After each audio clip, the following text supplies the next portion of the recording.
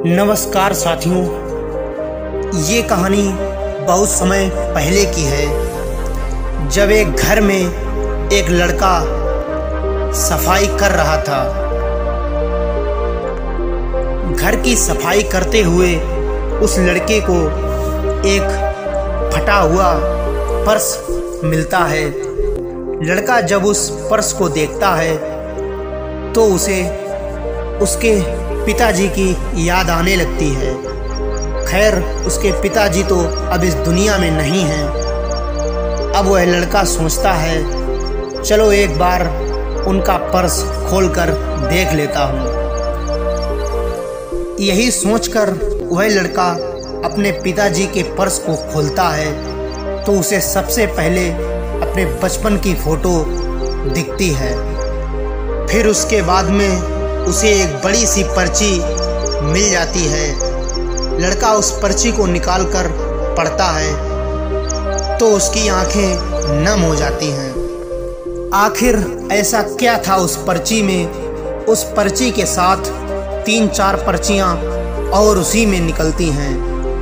वो पहली पर्ची को पढ़ता है जिसमें जिन जिन रिश्तेदारों के कर्ज थे और जितना उधार चुकाना था, ब्याज के साथ वो उस पर्ची में लिखा था।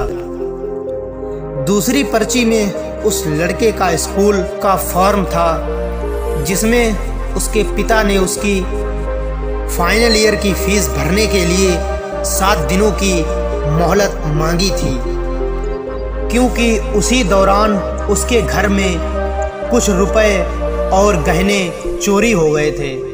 तीसरी पर्ची में उसके पिता की पुरानी स्कूटी का पेपर था जिसे वो दिल से बहुत ज़्यादा चाहते थे, मगर सिर्फ उसके कॉलेज फीस के चलते उन्होंने अपनी स्कूटी भी बेच दी थी और बाकी के कुछ पैसे किसी आदमी से उधार, वो भी ब्याज पर लेने पड़े थे।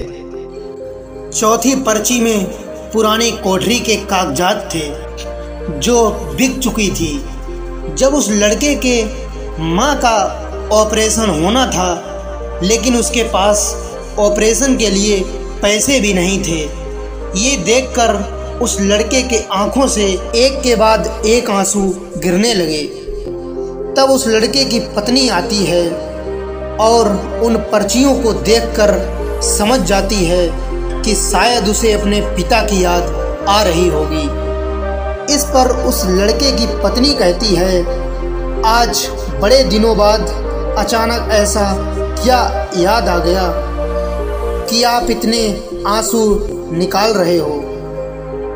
तभी वो लड़का भारी दिल के साथ कहता है कि कभी मुझे दिखा ही नहीं कि मेरे पिताजी किस दर्द से गुजर रहे थे।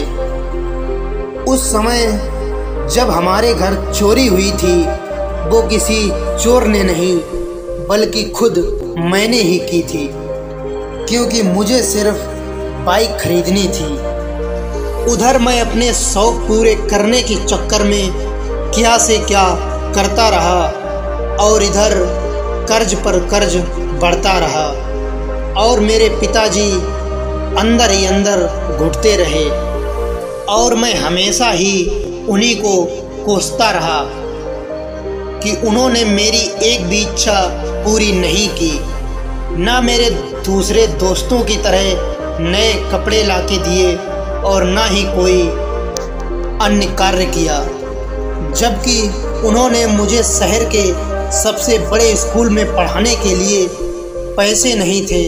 उनके पास माँ के इलाज के समय पैसे थे मेरे पास, जबकि मैं उन पैसों को नशे में उड़ाता रहा, दोस्तों पर खर्च करता रहा। इधर वह जब पैसों की दिक्कत से जूझ रहे थे, तब उन्होंने अंत में जाकर अपनी पुश्तैनी कोठी भी बेच दी थी। इतना कहते हुए वो फूट फूट कर रोने लगा। तभी उस लड़के का बेटा उसके पास आया और कहने लगा कि आप क्यों रो रहे हैं? वो एक 8 साल का बच्चा था। उसे क्या ही समझ होगी इन सब की। उसकी नज़र उन पर्चों पर पड़ती है, वो 5वां पर्चा जिसे वो लड़का शायद से पढ़ना भूल गया था। उसका बेटा उस पर्चे को देखता है और पढ़ना स्टार्ट कर देता है। उस पर्चे में लिखा हुआ था, उस लड़के का पिता अपनी पत्नी से कहता है कि तुम चिंता क्यों कर रही हो, वो हमारा बेटा है ना, वो सारे कर्ज चुका देगा। ये दुनिया कहीं काम नहीं आती, आखिर में अपनी औलाद ही अपना सहारा बनती है। आज तुम उसके लिए कमा लो, कल वो हमें तकलीफ़ें नहीं होने देगा। तुम देखना, वो थोड़ा जिद्दी तो है, लेकिन रिश्तों की उसे पूरी कद्र है। मैं चाहता हूँ कि वो अच्छे से अच्छे माहौल में पढ़े लिखे और आगे बढ़े। जब तक मैं जिंदा हूँ उस पर चिंता की एक भी आंच नहीं आने दे सकता। तुम फिक्र मत करो, तुम्हारे भाई ने जो भी पैसे दिए हैं वो जल्द ही लौटा दूंगा, लेकिन अभी इसके स्कूल की फीस भर देता हूँ। पिछला महीना खाली जाने की वजह से तुम्हारे भाई से पैसे लेने पड़े थे। अच्छा, तुम ये चिट्ठी को संभाल कर रख देना। अब तो मैं तुम्हारे भाई के पैसे लौटाने के बाद ही ये चिट्ठी तुमसे वापस लूँगा। तुम अपना और हमारे बेटे का ख्याल रखना। अब वह लड़का ये सब सुनकर फूट फूट कर रोने लगता है और कहने लगता है कि उन्हें हमसे कितनी उम्मीद थी, लेकिन मैंने क्या किया। दोस्तों, शायद आप ये सोच रहे होंगे कि कैसे उस लड़के को आज अपनी गलती का एहसास हो गया। तो मैं बताता हूँ, क्योंकि वो लड़का अब एक बाप बन चुका था।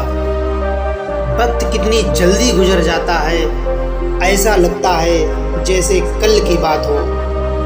एक नन्हा मुन्ना लड़का अपनी पिता की गोद में अपनी जिंदगी का सबसे पहला लम्हा जी रहा हो, तब कितनी ख्वाहिशें और कितनी तमन्नाएं होती होंगी उस माँ बाप की आंखों में। साथियों, इस वीडियो से आपको जो कुछ सीखने को मिला है वो मुझे बताने की ज़रूरत नहीं है, और यदि इस वीडियो से आपके अंदर कुछ भी परिवर्तन हुआ हो तो इसे लाइक करें और हमें फॉलो करें। मिलते हैं किसी नेक्स्ट वीडियो के साथ, तब तक के लिए धन्यवाद।